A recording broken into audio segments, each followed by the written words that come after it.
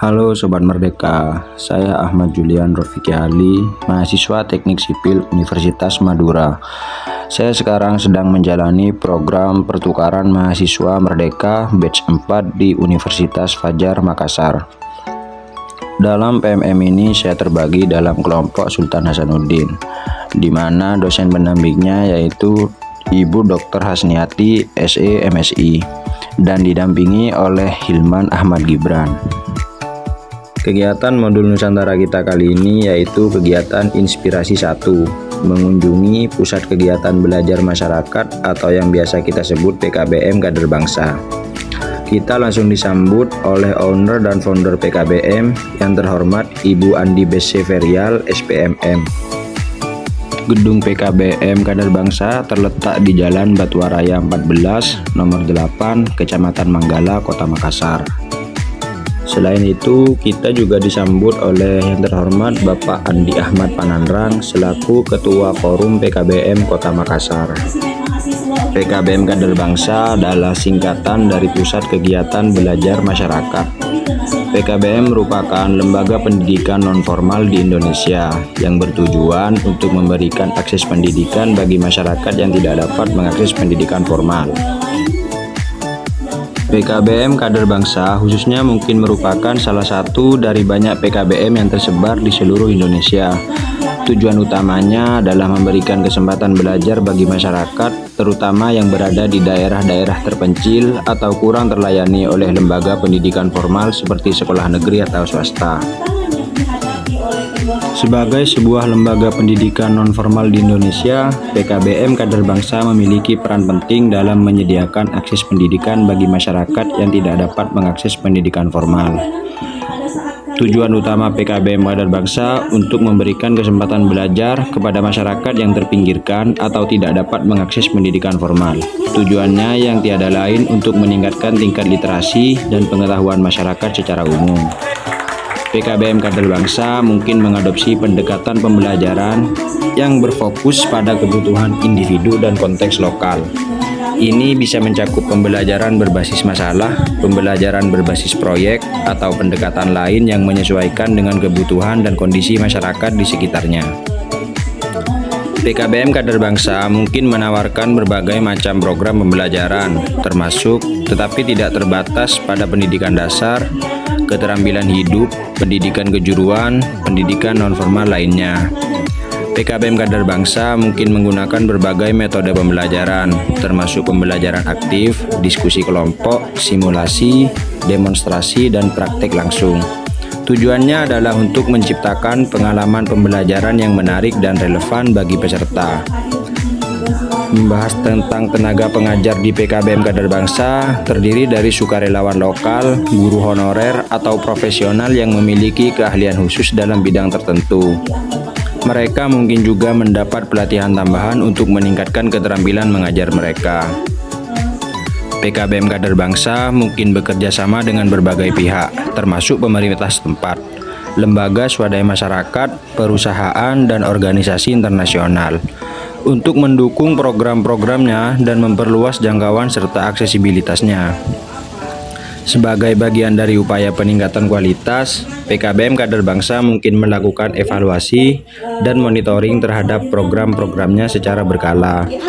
Ini bertujuan untuk mengevaluasi efektivitas pembelajaran, mengidentifikasi kebutuhan baru, dan memperbaiki program-program yang ada.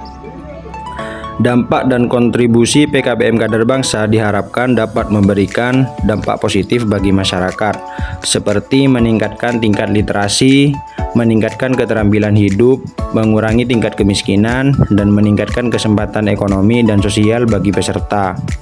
Melalui program-programnya, PKBM Kader Bangsa berperan dalam memperluas akses pendidikan dan meningkatkan kualitas hidup masyarakat, sehingga memainkan peran yang penting dalam pembangunan sosial dan ekonomi di tingkat lokal maupun nasional.